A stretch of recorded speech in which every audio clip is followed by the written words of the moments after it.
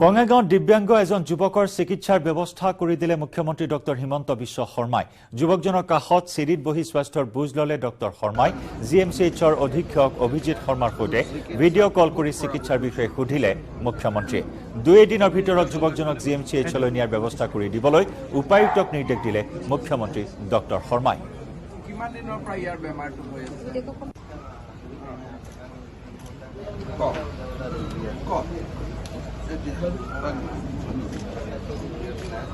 চিকিৎসাটো ক'ত কৰাব খুজিছো অভিজিতক লগাইছিলে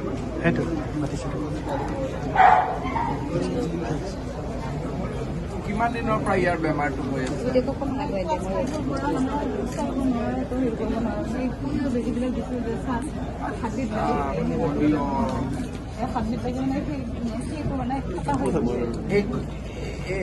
গাড়ী ভাল গাড়ী পোৱা নাই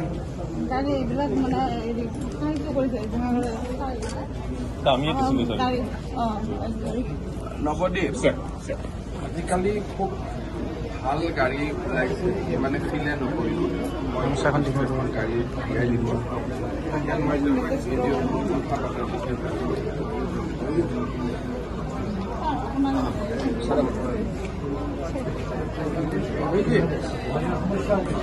তুমি এইটো ফোনত ভিডিঅ' কল এটা কৰাচোন মই কিবা পেচেণ্ট দিব মানে এই ইণ্টাৰভিউটো যে দিছিলোঁ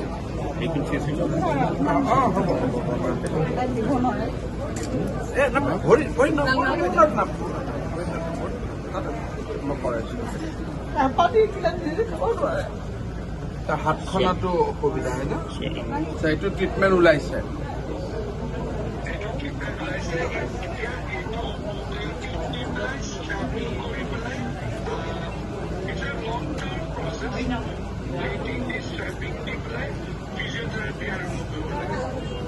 ঠিক আছে তুমি এটা কাম কৰা পেচেণ্টটোক আমাৰ ডিচিয়ে তোমাৰ তাত পঠাব এবাৰ গাড়ী এখন দি পঠাই দিব কালি আৰু তুমি চাই পেলাই কথাখিনি বুজাই দিবা আৰু যেতিয়ালৈকে ঠিক নহ'ব তেতিয়ালৈকে সফিষ্টিকেটেড হুইল চেয়াৰ এখন তাক দিব লাগিব বুজি পালানে আৰু গোটেইখিনি মই কৈ থৈ দিম প্ৰশান্তই কৰি দিব তোমাক একদম যিখন টপ ব্ৰেণ্ডৰ হুইল চেয়াৰ আছে যিখনত আৰামত সেই গিয়াৰ লগাই পেলাই চলিব পাৰিব বুজি পালানে তাৰমানে আগত ট্ৰিটমেণ্ট নাছিলে এতিয়া এইটো ট্ৰিটমেণ্ট এটা ওলাইছে গতিকে অলপ দেৰিকৈ হ'ব কিন্তু হ'ব আপুনি কালি প্ৰশান্ত কাকতিয়ে গোটেইখিনি কৰি দিব আপুনি তাক কালি পৰহি পঠাই অভিজিতৰ লগত ফোনত কথা পতাই দিব তাৰপিছত তাক গাড়ী এখনো মই ভাল এখন গাড়ী কৰাই দিম যোনটো গিয়াৰ লগাই চলিব পাৰে আৰু ইনলিমিটেড ট্ৰিটমেণ্টটো চলিব মই চাই দিম কালি উইদিন এসপ্তাহটো গোটেইখিনি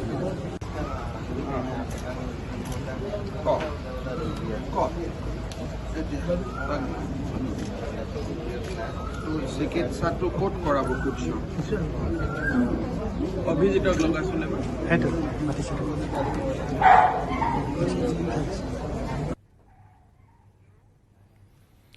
মহানগৰীৰ ISBTত উত্তপ্ত পৰিস্থিতি চালক হেণ্ডিমেনে জব্দ কৰে মণিপুৰৰ পঞ্জীয়নকৃত 7 Sisters নামৰ বাছখন উল্লেখযোগ্য যে এবছৰ পূৰ্বে ISBTৰ পৰা 7 Sisters নামৰ বাছখনেৰে ৰবিচন্দ্ৰ নামৰ এজন লোকে হেণ্ডিমেন কৰিবলৈ মণিপুৰলৈ লৈ গৈছিল অসমৰ ৰাজু উৰফে নিগনি নামৰ এজন যুৱকক মণিপুৰলৈ নি যুৱকজনক আবদ্ধ কৰি ৰাখি অকথ্য নিৰ্যাতন চলাই ৰবিচন্দ্ৰৰ পৰিয়ালে মৰিয়াই ভাঙি দিছিল যুৱকজনৰ ভৰি ঘৰুৱা কামত নিয়োজিত কৰাৰ লগতে ৰাজুক সৰু সৰু কথাতে প্ৰতিদিনে মাৰধৰ কৰিছিল ৰবিচন্দ্ৰৰ পৰিয়ালে ইমানে নহয় ৰবিচন্দ্ৰৰ পৰিয়ালে কুকুৰৰ সৈতে একেলগে খাবলৈ দিছিল ৰাজুক এদিনৰ বাবে হেণ্ডিমেন কৰিবলৈ যোৱা ৰাজুক এবছৰ 2 মাহ পিছত কৌশলেৰে প্ৰাণ ৰক্ষা কৰি ISBTত উপস্থিত হয় পিছত সতীৰ্থসকলক সমগ্ৰ ঘটনা বিৱৰি কোৱাৰ পিছতে 7 Sisters বাছখনৰ অপেক্ষাত ৰৈ থাকে সতীৰ্থসকল পৰৱৰ্তী সময়ত বাছসহ ৰবিচন্দ্ৰ উপস্থিত হোৱাৰ পিছতে ISBT আৰক্ষীক গতাই দিয়ে সতীৰ্থসকলে ইতিমধ্যে ISBT আৰক্ষীয়ে গ্ৰেপ্তাৰ কৰিছে প্ৰবঞ্চক ৰবিচন্দ্ৰক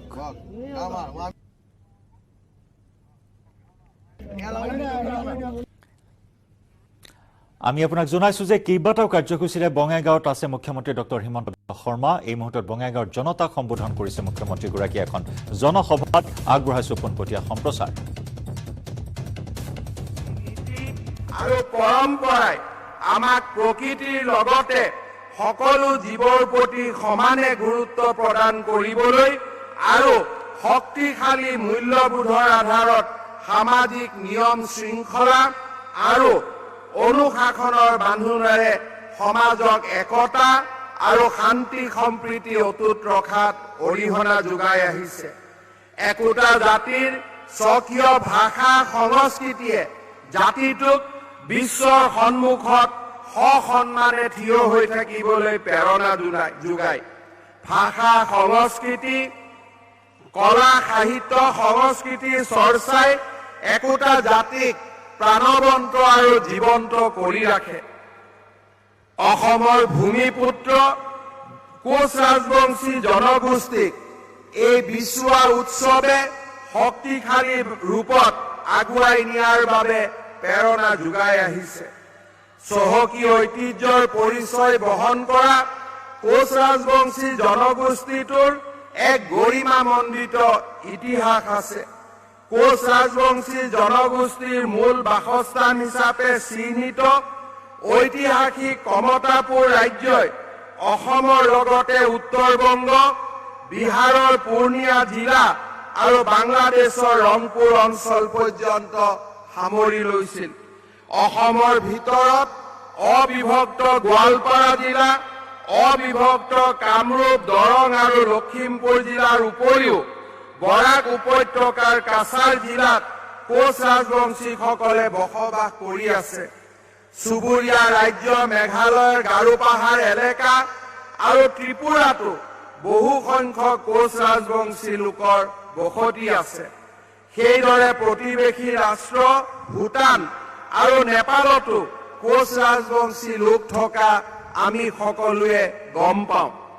একাংশ পণ্ডিতে উল্লেখ কৰা মতে কুচি বা কুলি নদীৰ তীৰৱৰ্তী কোচবদ অঞ্চলত বসবাস কৰা মংগোলীয় গোষ্ঠীৰ লোকসকলে এই অঞ্চলত বসবাস কৰা সূত্ৰেই তেওঁলোক কোচ নামেৰে পৰিচিত হৈ পৰিছিল।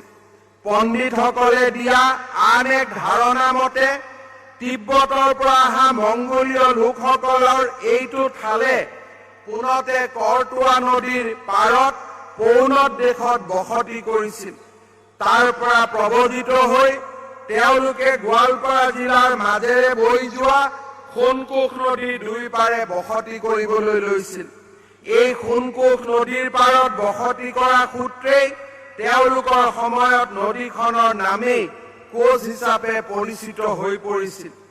History of upper Assam, upper Burma and north eastern frontier নামৰ গ্ৰন্থখনত উল্লেখ কৰা মতে শংকল বা শংকলাদেৱৰ ৰাজত্ব কালতে প্ৰাচীন অসম বা কামৰূপত কোচসকলৰ উত্থান ঘটিছিল। চীন পৰিব্ৰাজক হিউৱেন চাঙৰ অসম ভ্ৰমণৰ সময়ছোৱাত কুমাৰ ভাস্কৰ বৰ্মনৰ ৰাজত্ব কালত অৰ্থাৎ সপ্তম শতিকাৰ আৰম্ভণিত কামৰূপ ৰাজ্যখন জলপাইগুৰিৰ ওচৰৰ পৰা কৰতোৱা নদীৰ ব্ৰহ্মপুত্ৰৰ উত্তৰ পাৰে শদিয়া পৰ্যন্ত বিস্তৃত আছিল, য'ত কোচসকলে চুতীয়া লোকসকলৰ সৈতে সুসম্পৰ্ক অটুট ৰাখি বাস কৰিছিল। দশম শতিকাত পালবংশী ৰজাক পৰাজিত কৰি কোচসকল উত্তৰ-বংগ আৰু পশ্চিম কামৰূপত পুনৰ শক্তিশালী হৈ উঠিছিল। তেনেকৈ কোচসকলে দ্বাদশ শতিকাৰ শেষ ভাগ অথবা ত্ৰয়োদশ শতিকাৰ আৰম্ভণিতে কামৰূপৰ শাসন ক্ষমতা পুনৰ উদ্ধাৰ কৰিবলৈ সক্ষম হৈছিল। বিশ্বসিংহই কোচ ৰাজ্যৰ উত্থান ঘটাইছিল। 1533-34 চনত নৰনাৰায়ণ কোচ ৰাজ্যৰ সিংহাসনত বহিছিল। নৰনাৰায়ণ ৰজা হৈয়ে ভাতৃ শুক্লধ্বজৰ সহায়ত দিগ্বিজয়ৰ পাতনি মেলিছিল। শুক্লধ্বজে চিলাৰাই নাম লৈ যুদ্ধ জয় কৰি কছাৰী ৰাজ্য, জয়ন্তীয়া, শ্ৰীহট্ট, ত্ৰিপুৰা, ডিমৰীয়া, খৈৰাম আদি ৰাজ্য কোচ সাম্ৰাজ্যৰ অধীন কৰিছিল। ইপিনে কোচ আৰু আহোমৰ মাজত চলি থকা কেইবা বছৰজোৰা সংঘৰ্ষৰ মূৰত আহোম ৰজা চুকামফা বা খোৰা ৰজায়ো কোচ ৰাজ্যক স্বীকাৰ কৰিছিল। ইয়াৰ পিছত নৰনাৰায়ণে সেই সময়ছোৱাত গৌড় আক্ৰমণ কৰিছিল। 1571 চনত চিলাৰায়ে দ্বিতীয়বাৰৰ বাবে গৌড় আক্ৰমণ কৰিবলৈ গৈছিল যদিও এই অভিযান কালতে বসন্তৰ দ্বাৰা আক্ৰান্ত হৈ মহাবীৰ চিলাৰায়ে শেষ নিশ্বাস ত্যাগ কৰিছিল। অসমৰ ইতিহাসক গৌৰৱান্বিত কৰা আৰু অসমীয়া জাতি গঠনৰ প্ৰক্ৰিয়াটোক অধিক ত্বৰান্বিত কৰাৰ দিশত যিসকল পুৰুধা ব্যক্তিয়ে বিশাল বৰঙণি যোগাই গৈছে সেইসকলৰ ভিতৰত বিশ্ব মহাবীৰ চিলাৰাই আৰু নৰনাৰায়ণ সদায়ে প্ৰাতঃস্মৰণীয়। 16শ শতিকাৰ কোচ ৰাজ্যৰ উজ্জ্বল ৰত্ন বীৰ চিলাৰায়ৰ শৌৰ্য বীৰ্য আৰু পাণ্ডিত্যৰ ফলত অসমীয়া জাতিয়ে অধিক আত্মবিশ্বাস আৰু দৃঢ়তাৰে আগুৱাই যোৱাৰ বাবে প্ৰেৰণা লাভ কৰিছিল। এগৰাকী মহান যোদ্ধা হিচাপে বীৰ চিলাৰাই যিবোৰ গুণ আছিল তেনেধৰণৰ বীৰ যোদ্ধা জগততে বিৰল। অসমীয়া জাতি সত্তা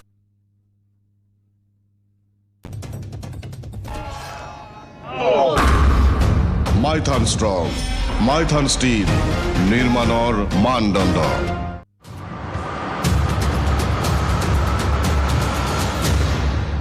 Team Network.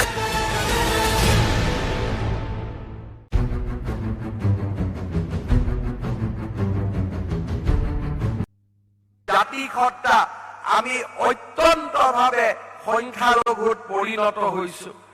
ডাঙৰ কথা, আমাৰ সমাজৰ লোকে নিজেই ভূমি আদি আন লোকলৈ বিক্ৰী বাৰ্তা কৰি আমি নিজৰ মাটিতে নিজে অস্তিত্বহীন হবলৈ আগবাঢ়ি গৈছো।